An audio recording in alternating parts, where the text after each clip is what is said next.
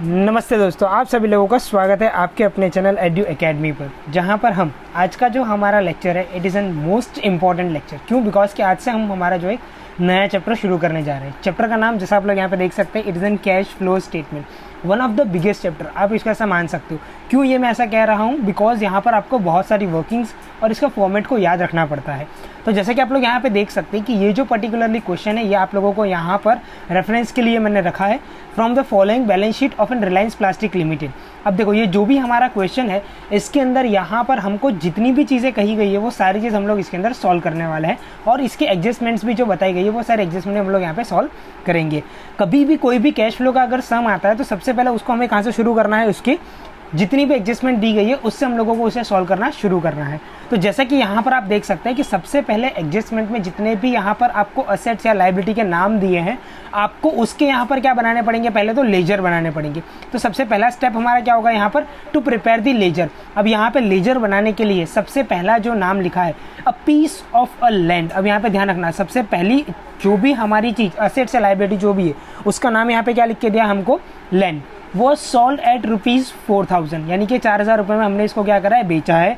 फिर आगे लिखा हुआ है कि the provision for the depreciation against building. अब यहाँ पे ध्यान रखना, बिल्डिंग के अगेंस्ट में कोई प्रोविजन की यहाँ पर बात करी गई है, और वो यहाँ पे आगे हम लोगों को 7000 रुपीज़ बताई गई है।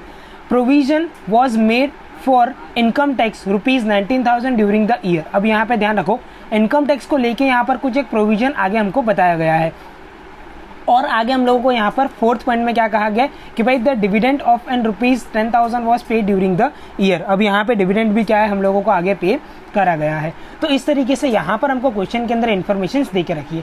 सबसे पहला काम, मतलब कि अगर मैं आप लोगों को कहूँ कैश फ्लो को सॉल्व करना है तो उसके अंदर सबसे पहला जो हमारा स्टेप नंबर 1 होगा वो हमारा क्या होगा, प्रिपेयर दी लेजर्स। हमको यहाँ पर सबसे पहले क्या प्रिपेयर करने हैं, लेजर प्रिपेयर करने। और लेजर किसके बेस पे प्रिपेयर करने हैं, on the basis of an adjustment. मतलब कि एडजस्टमेंट के अंदर जितने भी मुझे वहाँ पर असेट्स और लायबिलिटी के नाम दिए हैं वो सारे लेजर्स मुझे यहाँ पर प्रिपेयर करने हैं। तो जैसे कि आप लोग यहाँ पे देख सकते हैं, टोटल मुझे 3 नाम दे के रखे। सबसे पहला मेरा लैंड, दूसरा मेरा बिल्डिंग, और तीसरा मेरा यहाँ पर इनकम टैक्स। तो यहाँ पर सबसे पहले मैं क्या करूँगा, प्रिपेयर कर दूंगा ये सारे के सारे मेरे अकाउंट। यहाँ पर सबसे पहला लेजर मेरा जो बनेगा वो मेरा किसका बनेगा, लैंड अकाउंट। दूसरा मेरा यहाँ पर बन जाएगा मेरा बिल्डिंग अकाउंट, और तीसरा मेरा यहाँ पर क्या बनेगा, मेरा जो इनकम टैक्स की बात करी गई थी तो उसको मैं यहाँ पे नाम दूंगा मेरा प्रोविजन फॉर इनकम टैक्स, या तो प्रोविजन फॉर टैक्स का अकाउंट। अब ये जो भी मेरे अकाउंट्स यहाँ पर बने हैं, इन सारे अकाउंट्स के अंदर एक साइड जो होगा वो डेबिट होने वाला है, एक साइड क्या होने वाली है, सारी चीज़ें क्रेडिट होने वाली है। यहाँ पर आ जाएगी सबकी अमाउंट, और ये हमारा क्या हो जाएगा यहाँ पर पर्टिकुलरली, और यहाँ पर हमारा आ जाएगा अमाउंट, और यहाँ पर आ जाएगा हमारा पर्टिकुलर। सो इस तरीके से यहाँ पर क्या है, हर एक के अंदर जो भी हमारे सारे अकाउंट्स हैं इसके अंदर यहाँ पर हमारा पर्टिकुलर आ जाएगा, अमाउंट एंड पर्टिकुलर। सो इस तरीके से यहाँ पर क्या है, पहले सारे मैंने जो भी मेरे लेजर्स थे वो मैंने यहाँ पे लेजर्स को प्रिपेयर कर दिया। अब लेजर्स को प्रिपेयर करने के बाद फिर नेक्स्ट स्टेप, जो सेकंड स्टेप होगा वो क्या होगा हमारा, इन्हीं लेजर्स की, यानी कि आप बोल सकते हो इन्हीं पर्टिकुलर अकाउंट का आपको ओपनिंग और क्लोजिंग बैलेंस लिखना है। जैसे कि आप लोग यहाँ पे देख सकते हैं, ये जो पूरा एक मेरे को स्टेटमेंट दे के रखा है ये मेरा क्या है, ये मेरा है बैलेंस शीट का एक स्टेटमेंट है। इसी बैलेंस शीट को यूज़ करके यहाँ पर मैं कैश फ्लो स्टेटमेंट पूरा तैयार करूँगा। अब इस बैलेंस शीट के अंदर यहाँ पर आप देख सकते हो ये जो है ये मेरा ओपनिंग बैलेंस है, और ये जो है ये मेरा क्या है, क्लोजिंग बैलेंस। मतलब 18 और 19 2 साल का मुझे बैलेंस यहाँ पे दे के रखा गया है। और 18 के बैलेंस को यहाँ पर मैं क्या कहूँगा, ओपनिंग बैलेंस, और 19 के बैलेंस को यहाँ पर मैं क्या कहूँगा, क्लोजिंग बैलेंस। तो जैसा कि यहाँ पर मुझे एडजस्टमेंट के अंदर और जो मैंने लेजर्स बनाए थे वो सारे लेजर्स की अगर बात करता हूँ, तो सबसे पहले लेजर मेरा यहाँ पर क्या होगा, लैंड का लेजर है। अब लैंड के लेजर के अंदर यहाँ पे देख सकते हो ओपनिंग बैलेंस जो है वो 40,000 है, और क्लोजिंग बैलेंस कितना है, 36,000 है। तो यहाँ पर ओपनिंग बैलेंस, अब लैंड के अंदर यहाँ पर ओपनिंग बैलेंस मतलब हमेशा ध्यान रखना, असेट्स जो भी होती है, यहाँ पर मैं आपको हर एक चीज़ बता रहा हूँ इस सम के अंदर, असेट्स जो भी होती है इसका ओपनिंग बैलेंस यहाँ पर क्या होगा, डेबिट होगा, और क्लोजिंग बैलेंस यहाँ पर क्या हो जाएगा, क्रेडिट हो जाएगा। इसी तरीके से यहाँ पर अगर लायबिलिटी होती है तो इसका ओपनिंग बैलेंस यहाँ पर क्या होगा, क्रेडिट होगा, और क्लोजिंग बैलेंस यहाँ पर क्या हो जाएगा, डेबिट हो जाएगा। तो यहाँ पर लैंड एंड बिल्डिंग हमारी असेट्स है, तो यहाँ पे सबसे पहले मैं लिखूंगा मेरा टू बैलेंस ब्रॉट डाउन, और यहाँ पर बैलेंस में कितने का लेकर आऊँगा, जैसे कि मैंने आगे पढ़ा था 40,000 का, और 36,000 का यहाँ पर क्या आ जाएगा, मेरा क्लोजिंग बैलेंस आ जाएगा। तो यहाँ पर आ जाएगा मेरा बाय बैलेंस कैरी फॉरवर्ड। इसी तरीके से यहाँ पर अब मैं बिल्डिंग की भी अगर चीज़ देखूँ तो बिल्डिंग के अंदर यहाँ पर ओपनिंग बैलेंस कितना है 37 और यहाँ पे क्लोजिंग कितना है 56। तो बिल्डिंग के अंदर यहाँ पर सबसे पहले तो मेरा ओपनिंग बैलेंस आ जाएगा 2 बैलेंस ब्रॉट डाउन, यहाँ पर आ जाएगा मेरा 37,000 और यहाँ पर क्लोजिंग बैलेंस की बात करता हूँ तो बाय बैलेंस कैरी फॉरवर्ड की अगर मैं बात करूँ तो यहाँ पर है मेरा 56,000। इसी तरीके से यहाँ पर provision of an income tax, तो यहाँ पर ऊपर क्वेश्चन के अंदर चेक करेंगे प्रोविजन ऑफ टैक्स या प्रोविजन ऑफ इनकम टैक्स कितना दे के रखा है। तो जैसे कि आप लोग यहाँ पे लायबिलिटी में देख सकते हैं प्रोविजन ऑफ टैक्स लिख के दिया है मेरे को 16,000 एंड 18,000। अब ध्यान रखना प्रोविजन ऑफ टैक्स आपको यहाँ पे कहाँ दिया है, ये आपको लायबिलिटी साइड दे के रखा है। तो इसका मतलब क्या है, ये 16,000 ओपनिंग बैलेंस है और ये क्लोजिंग बैलेंस है। अब इसको लिखना किस तरीके से वो ध्यान रखना। 16,000 यहाँ पर मेरा ओपनिंग बैलेंस है, तो लायबिलिटी के अंदर ओपनिंग बैलेंस क्या होगा मेरा यहाँ पे क्रेडिट हो जाएगा और क्लोजिंग बैलेंस यहाँ पर क्या हो जाएगा मेरा डेबिट हो जाएगा। तो यहाँ पर आ जाएगा मेरा बाय बैलेंस ब्रॉट डाउन और यहाँ पर मेरा आ जाएगा 2 बैलेंस कैरी फॉरवर्ड। सो इस तरीके से मैंने क्या करा, जितने भी मैंने मेरे लेजर्स बनाए थे उन सारे लेजर्स के मैंने ओपनिंग और क्लोजिंग बैलेंस यहाँ पे लिख दिए। ओपनिंग क्लोजिंग लिखने के बाद इन्हीं सारे जितने भी लेजर्स की जो एडजस्टमेंट थी उन सारे एडजस्टमेंट्स को यहाँ पर क्या है मुझे सॉल्व करना है। सबसे पहले लिख के दिया है मुझे a piece of a land was sold at ₹4,000। अब यहाँ पे ध्यान रखना एडजस्टमेंट की हमेशा कितनी एंट्री होती है, 2 एंट्री होती है। तो मुझे यहाँ पर इसकी 2 एंट्रीज करते ही जानी है ऑन द स्पॉट। अब यहाँ पर सबसे पहले क्या लिखा है, अ पीस ऑफ लैंड, यहाँ पर मैंने सोल्ड किया है, मतलब यानी यहाँ पर मैंने क्या किया है, सेल किया है 4,000 रुपये में। कितने का लैंड सोल्ड किया है वो मुझे पता नहीं है, बट हाँ सिर्फ पीस ऑफ लैंड लिख के दिया है। तो यहाँ पर अगर सेल्स की मैं बात करता हूँ तो यहाँ पर कोई भी चीज़ अगर सेल होती है तो वो किस साइड आएगी, मेरी क्रेडिट साइड आएगी यहाँ पे। तो सबसे पहले तो मैं क्या करूँगा, यहाँ पे लिख दूंगा मेरा बाय कैश अकाउंट। क्यों, मैं इसको सेल कर रहा हूँ इसी वजह से। अब यहाँ पर कैश अकाउंट लिखा है और अगर आपको ब्रैकेट में लिखना है तो आप यहाँ पे ब्रैकेट में रेफरेंस के लिए लिख सकते हो सेल्स। अब यहाँ पर ये तो मैंने एक जगह पर इसको क्रेडिट कर दिया, दूसरी जगह पर ये क्या होगा, कहीं ना कहीं तो ये डेबिट भी होने वाला होगा, यानी कि यहाँ पर क्या करा है मैंने, सेल करा है इसीलिए। तो जब मैं अगर सेल्स की बात करता हूँ तो यहाँ पे ध्यान रखना ये टोटल मेरे पास यहाँ पे 3 एक्टिविटीज़ दे के रखी है। सबसे पहली मेरी ऑपरेटिंग एक्टिविटी है, दूसरी मेरी यहाँ पर इन्वेस्टिंग एक्टिविटी है और तीसरी मेरी यहाँ पर क्या है, मेरी फाइनेंसिंग एक्टिविटी है। अब यहाँ पर अगर कोई भी असेट्स की बात करी जाती है, असेट्स को सेल करना, असेट्स को परचेज करना, तो आपको इन्वेस्टिंग एक्टिविटी के अंदर लिखना है। तो यहाँ पर सबसे पहले मैं क्या करूँगा, लिखूंगा मेरा सेल्स ऑफ, यहाँ पर आ जाएगा सेल्स ऑफ लैंड और सेल्स ऑफ लैंड के अंदर यहाँ पर ये मैंने कितने का सेल किया है, यहाँ पे इसको मैंने 4,000 रुपीज़ का मैंने इसको सेल किया है। तो मैंने इसकी एंट्री यहाँ पे कर दी।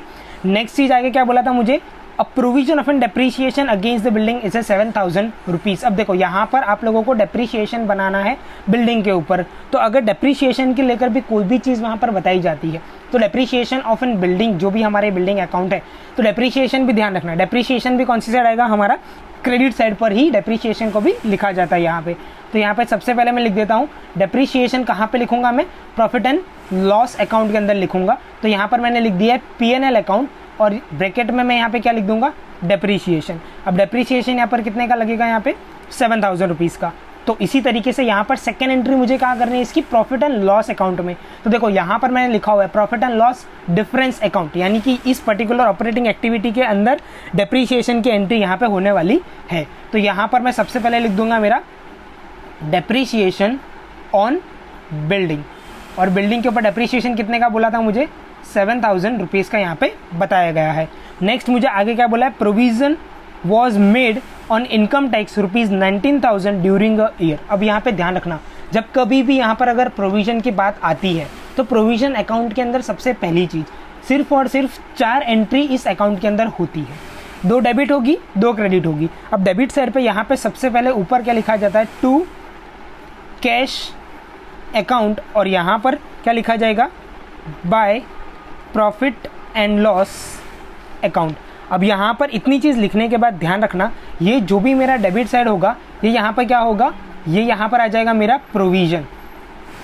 जो भी मेरा प्रोविज़न बनाया है वो मुझे क्या करना है, हमेशा डेबिट साइड पे लिखना है, जिसको मैं नाम दूंगा टू कैश अकाउंट। और यहाँ पे प्रोविज़न कितने का बनाया है मैंने, यहाँ पे 19,000 रुपीज़ का मैंने प्रोविज़न बनाया है। इसी 19,000 की दूसरी एंट्री कहाँ पे करनी पड़ेगी मुझे, आगे मेरे प्रॉफिट एंड लॉस अकाउंट के अंदर। तो यहाँ पर प्रॉफिट एंड लॉस अकाउंट के अंदर या तो फिर आप बोल सकते हो कि आपने जो भी यहाँ पे देख सकते हो provision was made of ₹19,000 during an year, मतलब कि आपने यहाँ पे जो भी प्रोविजन बनाया है 19,000 रुपीज़ का, वो प्रोविजन आप लोगों को यहाँ पर ये जो ऑपरेटिंग एक्टिविटी है या तो आप बोल सकते हैं पूरा PNL जो होता है इसके अंदर यहाँ पे आपको करनी रहती है। तो हमेशा ध्यान रखो यहाँ पे जो भी मैंने प्रोविजन बनाया है उसकी एंट्री का मतलब क्या होता है, प्रोविजन मतलब कि मेरा होता है यहाँ पे टैक्स पेड।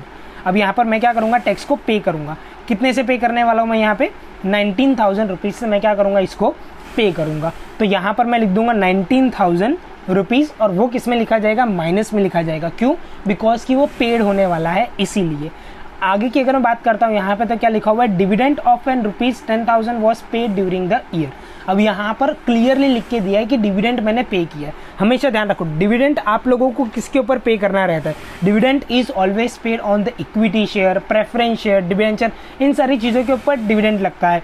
तो डिविडेंड के लेकर या तो इक्विटी शेयर, प्रेफरेंस शेयर्स, ऐसी कोई भी इन्फॉर्मेशन होती है वो हमारी फाइनेंसिंग एक्टिविटी के अंदर आती है। तो यहाँ पर मैं क्या लिख दूंगा, डिविडेंड पेड। अब ध्यान रखना एडजस्टमेंट है तो एडजस्टमेंट के अंदर भी यहाँ पे सेम चीज़ होने वाली है।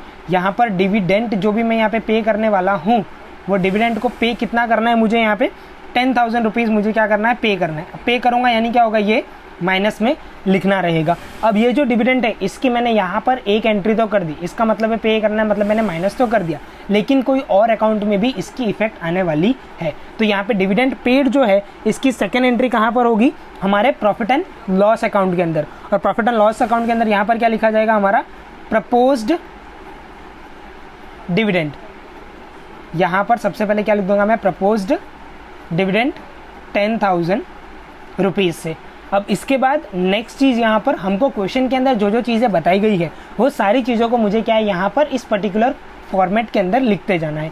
किस तरीके से, तो यहाँ पे सबसे पहले से शुरू करना है मुझे। सबसे पहले क्या लिख के दिया, इक्विटी शेयर कैपिटल कितना दे के रखा है, 1 लाख और 1,20,000। तो यहाँ पर सबसे पहले तो ध्यान रखो ये इक्विटी शेयर कैपिटल आएगा कहाँ पे, इन तीनों एक्टिविटी में से, ऑपरेटिंग में आएगा, इन्वेस्टिंग में आएगा या फाइनेंसिंग में आएगा। तो मैंने अभी आपको बताया इक्विटी शेयर हो गया, प्रेफरेंस शेयर्स हो गया, ऐसी कोई भी चीज़ होती है तो वो हमारी फाइनेंसिंग एक्टिविटी में आती है। तो ये जो इक्विटी शेयर है वो हमारा कहाँ आएगा, फाइनेंसिंग एक्टिविटी में आएगा। तो इक्विटी शेयर कैपिटल यहाँ पर कितना है, 1 लाख और 1,20,000। तो यहाँ पर फाइनेंसिंग एक्टिविटी के अंदर सबसे पहले मैं यहाँ पे क्या लिख दूंगा, मेरा इक्विटी शेयर कैपिटल मैंने यहाँ पे लिख दिया। अब यहाँ पे बारी आती है अमाउंट लिखने की। अब अमाउंट यहाँ पर किस तरीके से लिखनी है, हर एक की ध्यान रख लेना। ओपनिंग से क्लोजिंग के अंदर अमाउंट इंक्रीज हुई है या डिक्रीज हुई है। अगर इंक्रीज हुई है तो उसे मुझे प्लस में लिखना है, अगर डिक्रीज हुई है तो उसे मुझे माइनस में लिखना है। तो यहाँ पर आप लोग देख सकते हैं कि यहाँ पर मैंने अमाउंट कितनी लिखी हुई है, 1 लाख रुपीज़। 1 लाख से ये कितना हो गया, 1,20,000। तो इसका मतलब क्या है, ये 20,000 से इंक्रीज हुआ है। अगर इंक्रीज होगा तो वो अमाउंट किस में लिखी जाएगी, प्लस के अंदर लिखी जाएगी। अब इसी तरीके से उसके बाद आगे क्या लिख के रखा है मुझे, रिजर्व एंड सरप्लस के अंदर सबसे पहले लिख के दिया मुझे जनरल रिजर्व। अब देखो जनरल रिजर्व अगर कोई भी चीज़ होती है ऐसी तो वो मेरी आती है प्रॉफिट एंड लॉस के अंदर। तो यहाँ पर मैं सबसे पहले लिख दूंगा मेरा जनरल रिजर्व, और जनरल रिजर्व के अंदर यहाँ पर क्या बताया गया है, 14,000 से ये कितना हो गया है, 18,000 हो गया। अब यहाँ पे ध्यान रखना, देखो 14 से 18 हो गया, यानी कि यहाँ पर क्या हो गया, जनरल रिजर्व मेरा इंक्रीज हो गया है। इंक्रीज हुआ है मतलब यानी यहाँ पर क्या हो जाएगा, ये मेरा जो भी डिफरेंस आया है 14 से 18 मतलब 4,000 का यहाँ पर क्या आ जाएगा, डिफरेंस आ जाएगा। तो 4,000 का जो भी डिफरेंस है वो मैं डायरेक्टली यहाँ पे लिख दूंगा जनरल रिजर्व के अंदर। फिर उसके बाद मुझे नेक्स्ट क्या देके रखा है, मेरा प्रॉफिट एंड लॉस अकाउंट। अब प्रॉफिट एंड लॉस अकाउंट के अंदर यहाँ पर कितना बताया, 16 से वो कितना हो गया, 13 हो गया। यानी कि यहाँ पर मेरा प्रॉफिट एंड लॉस अकाउंट जो है वो क्या हुआ है, डिक्रीज हुआ है। तो यहाँ पर मैं लिखूंगा मेरा प्रॉफिट एंड लॉस अकाउंट। तो यहाँ पे 16 से 13 हो गया, तो यहाँ पर कितना आ जाएगा, 3,000, और 3,000 किस में आ जाएगा, यहाँ पे माइनस में आ जाएगा। नेक्स्ट अगर मैं आगे बात करता हूँ अपना ट्रेड पेबल। अब यहाँ पे ध्यान रखना, ये जो है ये मेरी करंट लाइबिलिटी है। करंट लाइबिलिटी के लिए यहाँ पर एक अलग से फॉर्मेट बनाया हुआ है। अब यहाँ पे आप देख सकते हो चेंज इन वर्किंग कैपिटल। अब चेंज इन वर्किंग कैपिटल के अंदर क्या क्या चीज़ आ जाएगी मेरी, यहाँ पे सारी मेरी करंट असेट्स एंड मेरी करंट लाइबिलिटी, उसके अंदर जो भी चेंजेस आ रहा है वो मुझे यहाँ पर मेंशन करना है। अब यहाँ पे सबसे पहली चीज़ क्रेडिटर्स के अंदर यहाँ पर कितने थे, 8,000 थे, और यहाँ पर हो कितने गए हैं ये लोग, 5,400, मतलब यानी कि यहाँ पर क्या हो गया, ये लोग डिक्रीज हो गए हैं। तो सबसे पहले तो मैं यहाँ पे मेरी हेडिंग दे दूंगा क्रेडिटर्स और क्रेडिटर्स यहाँ पर क्या हो गए मेरे थोड़े से डिक्रीज़ हो गए हैं। कितने से डिक्रीज़ हुए हैं? 2600 से यहाँ पर ये क्या हो गए? डिक्रीज़ हो गए। नेक्स्ट अगर मैं यहाँ पे बात करता हूँ आउटस्टैंडिंग एक्सपेंस की, अब देखो यहाँ पर ये आउटस्टैंडिंग एक्सपेंस जो भी है, अब आउटस्टैंडिंग एक्सपेंस यहाँ पर कितने हैं मेरे? यहाँ पे 1200 और फिर कितने हो गए? 900 हो गए, यानी कि यहाँ पर ये क्या होगा? वापस ये डिक्रीज़ हो गए हैं। तो आउटस्टैंडिंग एक्सपेंस ये जो भी होगा ये भी मेरी अदर करंट लायबिलिटी है, तो आउटस्टैंडिंग एक्सपेंस को भी मैं यहाँ पर ही लिख दूंगा। 1200 से 900 हो गए, यानी कि ये कितने से डिक्रीज़ हुए हैं? यहाँ पे 300 रुपीज़ से ये क्या होगा? यहाँ पे डिक्रीज़ हो गए। फिर उसके बाद क्या लिखा हुआ है? Provision for tax. ये चीज़ तो मैंने ऑलरेडी एंट्री क्या करी है मेरे फॉर्मेट के अंदर, मैंने यहाँ पे कर दी है, मतलब कि ये जो मेरा प्रोविजन फॉर टैक्स वाला फॉर्मेट था उसके अंदर मैंने यहाँ पर एंट्री मेरी कर दी है। अब उसके बाद नेक्स्ट अगर आगे की बात करता हूँ तो यहाँ पे असेट्स। अब असेट्स के अंदर सबसे पहले लैंड एंड बिल्डिंग ये हो चुका है, दोनों चीज़ हो चुकी है। फिर उसके बाद आती है मेरी गुडविल। अब देखो गुडविल जो है वो चीज़ कहाँ पर आएगी? सबसे पहली बात, goodwill it is an intangible assets. अब यहाँ पर जो भी मेरी इंटेंजिबल असेट्स है उसकी एंट्री में डायरेक्टली यहाँ पे क्या करता हूँ? मेरे प्रॉफिट एंड लॉस अकाउंट के अंदर यहाँ पर मैं लिख दूंगा। तो यहाँ पर सबसे पहले मैं क्या करूँगा? मेरा लिखूंगा गुडविल। अब यहाँ पे गुडविल जो है वो कितना दे के रखा है? 12,000 से कितना हो गया? 10,000 हो गया, यानी कि इसका मतलब क्या है? गुडविल जो है वो यहाँ पे 2,000 से आएगी। क्यों? बिकॉज यहाँ पे ध्यान रख लो यहाँ पर ये असेट्स है। अब असेट्स के अंदर यहाँ पर थोड़ा सा रिवर्स ट्रिक चलती है, यानी कि डिक्रीज हुई तो मुझे क्या करना है? इसको प्लस में लिखना है यहाँ पे। फिर उसके बाद आगे की अगर बात करता हूँ तो नॉन करंट इन्वेस्टमेंट। अब यहाँ पे ध्यान रख लो कौन सा वर्ड यूज़ करा है? इन्वेस्टमेंट। इन्वेस्टमेंट अगर वर्ड यूज़ करा है तो ये कहाँ पर आएगा? मेरा इन्वेस्टिंग एक्टिविटी के अंदर यहाँ पर आएगा। तो यहाँ पर अब ये असेट्स आ गई है, तो असेट्स के अंदर यहाँ पर क्या होगा? रिवर्स फॉर्मेट चलेगा। जैसे कि मैंने आप लोगों को पहले बताया कि भाई इंक्रीज होती है तो आपको क्या करना है? प्लस में लिखना है, डिक्रीज होती है तो आपको माइनस में लिखना है। लेकिन असेट्स के अंदर उल्टा होता है, अगर असेट्स के अंदर डिक्रीज हो रही है तो यहाँ पर क्या होगी? आप लोगों को प्लस में लिखना है, और अगर इंक्रीज हो रही है तो आपको यहाँ पे माइनस में लिखना है। तो यहाँ पर इन्वेस्टमेंट, नॉन ट्रेडिंग इन्वेस्टमेंट 10,000 से कितना हो गया? 11,000 हो गया, यानी कि यहाँ पर ये बढ़ गई है। अगर असेट्स बढ़ेगी तो इसका मतलब सीधी सी बात है आपके जेब से पैसा जाएगा, तो इसलिए आप लोगों को क्या यहाँ पर इसको माइनस में लिखना रहता है। तो यहाँ पे सबसे पहले मैं लिख दूंगा मेरा नॉन करंट इन्वेस्टमेंट। अब यहाँ पर क्या बोला था उन लोगों ने कि भाई 10 से वो कितनी हो गई? 11 हो गई, यानी कि यहाँ पर बढ़ गई, तो मेरा पैसा जाएगा। अगर असेट्स बढ़ती है तो एक चीज़ यहाँ पे ध्यान रखना, असेट्स अगर बढ़ रही है तो आपका पैसा जाएगा, तो आपको माइनस में लिखना है, और अगर लायबिलिटी बढ़ती है तो आपको वहाँ पर क्या लिखना है? प्लस में लिखना है। या तो फिर आप बोल सकते हो वहाँ पर क्या होगा कि आपकी लायबिलिटी अगर बढ़ रही है तो आपको वहाँ पे क्या करना पड़ेगा? जो भी अमाउंट है वहाँ पर आपको पे करना रहेगा। नेक्स्ट चीज़ यहाँ पर अगर मैं आगे बात करता हूँ तो स्टॉक की, तो स्टॉक यहाँ पर क्या है? यहाँ पे ध्यान रख लो it is a current assets, तो यहाँ पर ये क्या हो जाएगा? मेरा वर्किंग कैपिटल के अंदर ही आने वाला है। तो यहाँ पे स्टॉक मेरा कितना दिया था? 30 से कितना हो गया? 25,400 हो गया यहाँ पे। तो स्टॉक क्या यहाँ पे मेरा डिक्रीज हुआ है। अगर स्टॉक डिक्रीज होगा तो यहाँ पर क्या होगा? प्लस में लिखा जाएगा। दोनों का डिफरेंस यहाँ पर कितना आ जाएगा मेरा? तो यहाँ पर डिफरेंस आएगा मेरा 4600। तो इसके बाद यहाँ पर आगे मैं क्या लिख दूंगा? मेरा स्टॉक, या तो फिर आप इसको बोल सकते हो इन्वेंट्री। आगे मेरे को देख के रखा है कैश एंड कैश इक्विवेलेंट। अब यहाँ पे ध्यान रख लो कैश एंड कैश इक्विवेलेंट के अंदर यहाँ पर जो भी अमाउंट दी है ये चीज़ को अपने को बाद में लिखना रहेगा। उसके ऊपर यहाँ पे देख के रखा है मेरे को डेटर्स। अब डेटर्स भी यहाँ पर ही आने वाले हैं, तो सबसे पहले मैं लिख देता हूँ मेरे डेटर्स। अब यहाँ पे डेटर्स कितने दे के रखे? 19,600 से 21,700 हो गए, यानी कि यहाँ पर क्या होगा? डेटर्स मेरे बढ़ गए। अब यहाँ पर अगर कोई भी चीज़ बढ़ती है तो उसको मुझे क्या करना है? माइनस के अंदर लिखना है। तो यहाँ पर सबसे पहले 196,002,1700, यानी कि यहाँ पर डेटर्स क्या है? बढ़ चुके हैं 2100 से। तो यहाँ पर असेट्स के अंदर देखो, यहाँ पे लायबिलिटी के अंदर भी कुछ चीज़ रूल यूज़ होती है, और यहाँ पर असेट्स के अंदर भी कोई रूल्स यहाँ पे यूज़ होते हैं। तो वो रूल्स मैं आप लोगों को यहाँ पर बता देता हूँ। असेट्स के अंदर यहाँ पर क्या होगा? अगर कोई भी चीज़ यहाँ पर असेट्स में इंक्रीज़ हो रही है तो आपको उसे किस में लिखना रहेगा? माइनस में। और कोई भी चीज़ अगर डिक्रीज़ हो रही है तो आपको उसे किस में लिखना है? प्लस के अंदर लिखना है।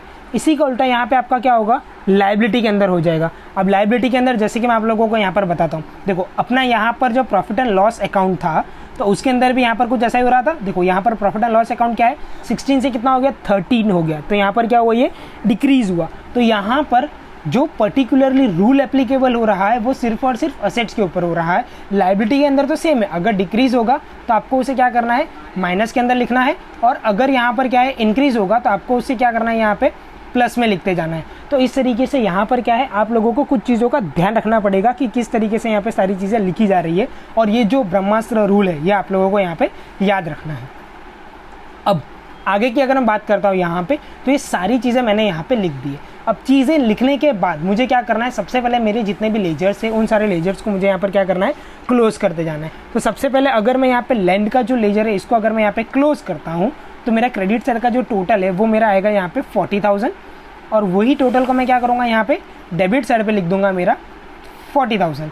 अब यहाँ पर सीधी सी बात है, यहाँ पे कुछ डिफरेंस आएगा, तो इसका जो भी डिफरेंस आएगा तो यहाँ पे वो डिफरेंस को मेरे को क्या करना है, लिख देना है। और अगर कोई डिफरेंस नहीं आता है तो यहाँ पर कोई भी चीज़ आएगी नहीं। तो जैसे कि यहाँ पर जो भी डिफरेंस आएगा, अभी यहाँ पे कोई डिफरेंस नहीं है तो यहाँ पे कुछ भी चीज़ नहीं लिखी जाएगी। अब यहाँ पर नेक्स्ट जो है इसका अगर मैं टोटल करता हूँ 56 + 7,000 करूँगा तो मेरा यहाँ पे टोटल आ जाएगा मेरा 63,000। और यही 63,000 को यहाँ पर मैं क्या करूँगा, डेबिट साइड पर भी लिख दूंगा। और यहाँ पर क्या आ जाएगा, अब डिफरेंस आएगा बिकॉज 63 और 37 है तो दोनों का डिफरेंस यहाँ पर कितना आ जाएगा मेरा 26,000।